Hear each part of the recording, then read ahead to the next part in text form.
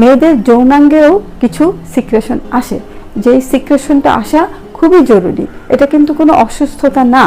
অনেকেই এই সিক্রেশন নিয়ে আমাদের চেম্বারে, মানে ভিডিওতেও বলছি যে এই সিক্রেশনটা টোটালি নর্মাল, এটা থাকতেই হবে। এটা না থাকলে যৌনাঙ্গে অনেক ধরনের ইনফেকশন হবে, এমনকি আমাদের যে স্বাভাবিক কাজকর্ম সেটা বিঘ্ন হবে। এবং যে সহবাসের একটা ব্যাপার আছে, অনেকে বলে থাকে পেইনফুল হয়, ডিসপেরিনিয়া হয়। ওই ডিসপেরিনিয়া, পেইনফুল সবই কিন্তু ওই সিক্রেশনের জন্য হয়। ওই সিক্রেশনটা যখন অ্যাবনর্মাল হয়ে যায়, সিক্রেশনের পরিমাণটা যখন কমে যায়, তখনই কিন্তু সমস্যাগুলো দেখা দেয়। এখন আসুন, প্রধান যে প্রশ্নটা ছিল যে কেন আরেকটা হচ্ছে অস্বাভাবিক। এখন যেহেতু ওখানে সিক্রেশন আসছে অনবরত, সেহেতু ওই জায়গাটার একটা হাইজিন নিয়ে একটা বিশাল প্রশ্ন থেকে যায়। যেমন যদি কেউ পরিষ্কার পরিচ্ছন্ন না থাকেন, অথবা যদি আমি এভাবে চিন্তা করি, যদি এরকম কোনো মেয়ে থাকে যাকে অনেক লম্বা সময় বাইরে কাজ করতে হয়, সকালবেলা বের হয়ে রাতে তাকে বাসায় ফিরতে হয়, তাহলে এই যে লম্বা একটা সময় 12 ঘন্টা 16 ঘন্টা সময়, তাহলে সে যে এক কাপড়ে থাকছে, এই সে যে আন্ডারগার্মেন্টসটা ইউজ করছে, সে বারবার হয়তো টয়লেটে যাচ্ছে, সেই টয়লেটে যাওয়া আসার মধ্যে আন্ডারগার্মেন্টসটাও কিন্তু কিছু না কিছু সিক্রেশনে ভিজে যাচ্ছে। তো ভিজে গেলে হয় কি, ওই জায়গাতে যেহেতু বাতাস কম, এরিয়েশন কম, ওই যে এনভায়রনমেন্টটা ময়েস্ট থাকে, সেই এনভায়রনমেন্টটা জীবাণুর জন্য খুবই একটা প্রিয় পরিবেশ।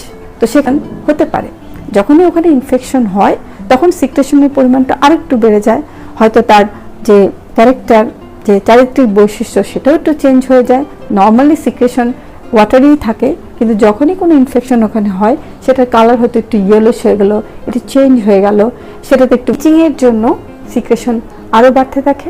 এবং এই সিক্রেশন বাড়ার জন্য সেখানে কিন্তু দুর্গন্ধ আরও বাড়তে থাকে। তাহলে আমি দেখতে পাচ্ছি যে এটা কিন্তু নর্মাল একটা সিচুয়েশন, এটা কিন্তু কোনো রোগ না। এটা শুধুমাত্র একটা পরিবেশের জন্য অনেকক্ষণ ধরে কাপড় চোপড় চেঞ্জ না করা, বসে থাকা, সেইটার জন্য যে সিক্রেশনটা আসে এবং হয়তো নিয়মিত পরিষ্কার হয় না, তার জন্য মেয়েদের যৌনাঙ্গে গন্ধ হতে পারে। তো এটা মানে প্রিভেনশনের উপায় কি? উপায় একটি, যাদের লম্বা সময় বাইরে কাজ করতে হয়, আমি তাদেরকে অনুরোধ জানাবো সাথে আপনারা এক্সট্রা আন্ডারগার্মেন্টস ক্যারি করতে পারেন।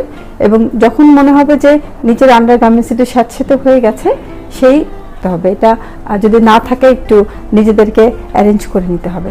তারপরে আসি আমরা যে অস্বাভাবিক কিছু হলে, যেমন কিছু কিছু ডিজিজ আছে, কিছু কিছু কন্ডিশন আছে যখন এই সিক্রেশনগুলো আরেকটু বেড়ে যায়। যেমন যদি কোনো ইনফেকশন হয়, কমন ইনফেকশন আমরা বলে থাকি সার্ভিসাইটিস, মানে জ্বরের মুখে যদি কোনো ইনফ্লামেশন হয়ে থাকে কোনো কারণে, কোনো বিশেষ যদি দেখা যাচ্ছে যে আমি যে কথাগুলো বললাম ওগুলো বলার পরও কারো যৌনাঙ্গ থেকে দুর্গন্ধ যাচ্ছে না, অথবা সিক্রেশনের পরিমাণটা মনে হচ্ছে আপাত দৃষ্টিতে একটু বেশি, তো তখন আমার মনে হয় যদি আপনারা একজন গাইনোকোলজিস্টের শরণাপন্ন হন, তাহলে আপনাদের জন্য সুবিধা। কারণ সে আপনার ভিতরে যে সার্ভিসটি সেটা দেখে দিচ্ছে, এবং সেখানে যদি কোনো প্রদাহ অথবা ইনফেকশন থাকে, সেটা তৎক্ষণাৎ উনি চিকিৎসা অথবা সেটার নিরাময় করার ব্যবস্থা আপনাকে করে দেবে।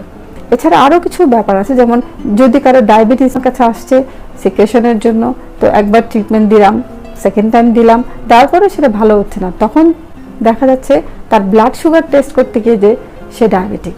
তো ডায়াবেটিসের জন্য কিন্তু হঠাৎ করে সেখানে সিক্রেশন বেড়ে যেতে পারে, আর সিক্রেশন বাড়লেই সেটা পারে।